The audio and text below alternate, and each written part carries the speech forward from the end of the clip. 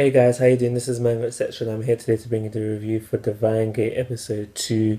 Now, this episode is basically about Atto finally joining up with the World Council because by the end of the day, by the end of the episode, I should say, that is what has happened. But amongst the rest of the episode, we also learn about Akane's past and just a bit about how he is as a character.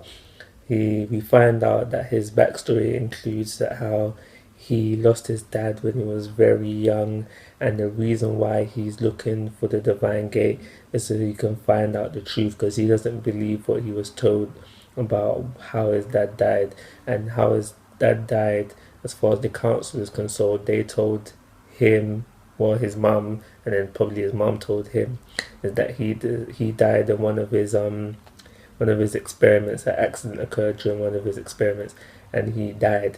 And it's clear that Akane idolizes his dad because he doesn't believe that. He says that like his dad is not someone to die during an accident. That's what he says during the episode. We also learn that how he's a bit of a hothead. He's really, really like Natsu from Fairy Tail, if you've ever watched Fairy Tail, and he's got the same voice actor as well. That's why I find it really hard to take him seriously because for me personally, like the voices don't match up. The voices like don't match up. It's just every time he speaks, I'm seeing Natsu, and Akane, for what we know about him so far, is not as bad as Natsu. So I can understand why they got that voice actor, but not really. I just find it really hot. Like I don't like the character Akane because he's got Natsu's voice actor. But yeah, other than that, Atto's past did come up again in this episode, and we find out that it was Atto's brother who kills their mom and dad. And we see that as well. And just throughout the episode, he's really haunted by his past. He's just always zoning out. And obviously, that little kid is not really there, maybe. But yeah, he's just always visited by this little kid, and this little kid's always talking to him. And it happened a lot for the first episode, and that was like literally focusing on him. And this happened again in this episode as well. Also, where I do think we're going for episode 3 is into Midori. Yeah, Midori's flashback, the girl that's based in Green. Yeah, I think we're going to go into her flashback next episode. And we do get a little scene from it in this episode, nothing much to go on. We just see her with with a girl, I should say. Don't know what kind of relation they have, friend, family member, what. But she runs off and then have Midori, and she's like, wait.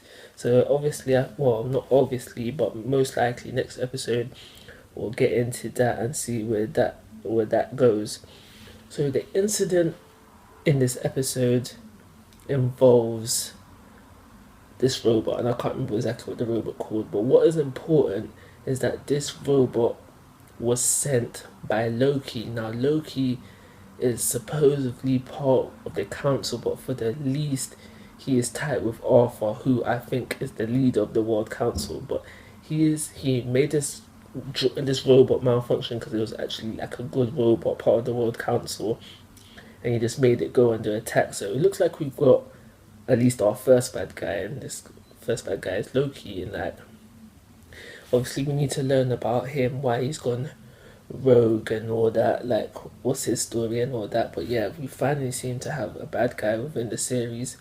One thing I do want to mention is how when it seems like when they fight, they have to like make some sort of zone. Can't remember exactly what it's called, but they have to make some sort of zone and they have to fight in that within that zone. But what I'm trying to get to at here is when they're in this zone, they change the animation.